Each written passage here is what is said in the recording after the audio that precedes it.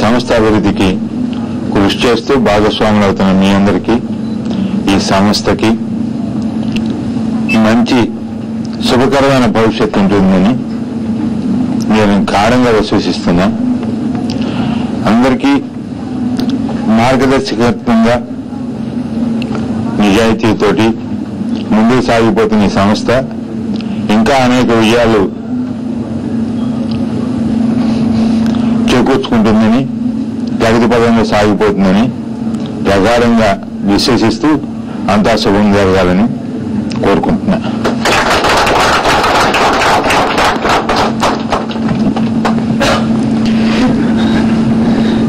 Chairman గారు శ్రీ నారాయణ చౌదరి గారు, మన ముఖ్య అతిథి ఇవాళ డాక్టర్ కేవీపీ రామచంద్రరావు గారు, ఇక్కడ ఉన్నటువంటి వారందరికీ పేరు పేరున ఎన్టీవీ భక్తి టీవీ 2వ వార్షికోత్సవ శుభాకాంక్షలు.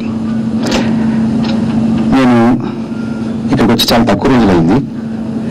తక్కువ రోజుల్లోనే నేను చాలా ఇంప్రెస్ అయ్యాను.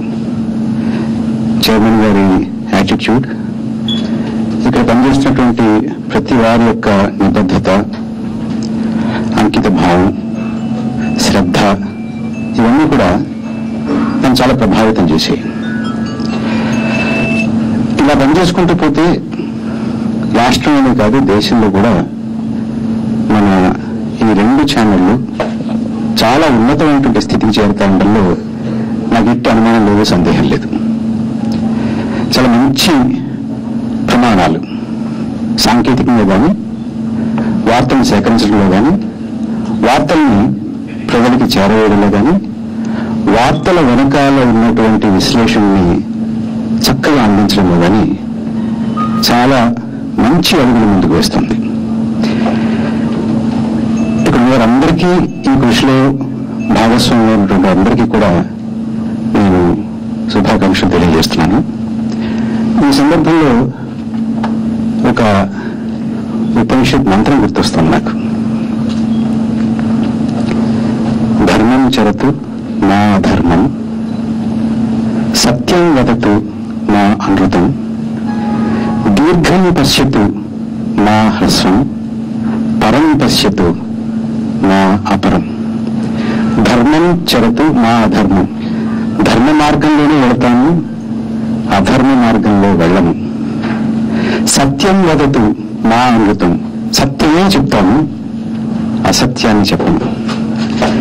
దీర్ఘం పశ్యతు నా హ్రస్వం, చాలా దీర్ఘమైనటువంటి దృష్టితో చూస్తాను కానీ చిన్న చిన్న పొట్టి పొట్టి దృష్టితోటి నేను చూడను. పరం పశ్యతు నా అపరం, ఉన్నతంగా పైకి చూస్తాను కానీ నీచంగా కిందకు చూడము అనే మంత్రం గుర్తొస్తుంది. ఇది మనందరికీ కూడా మార్గదర్శకంగా ఉండాలని, ఉంటుందని నేను మనసారా ఆకాంక్షిస్తున్నాను. నమస్కారం.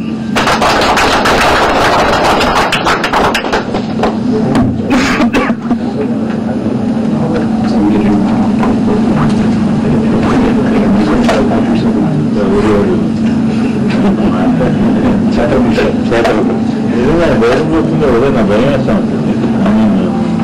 ఇది కూడా రేటు ఉంది. ఎక్కడ కాంప్రమైజ్ అవ్వడు, ఎక్కడ ఫ్యామిలీ ఫీలింగ్ ఇస్తాడండి. నేను పనిచేసే ఒక కాంగ్రెస్ ఇస్తాడు. అదే మనం అనే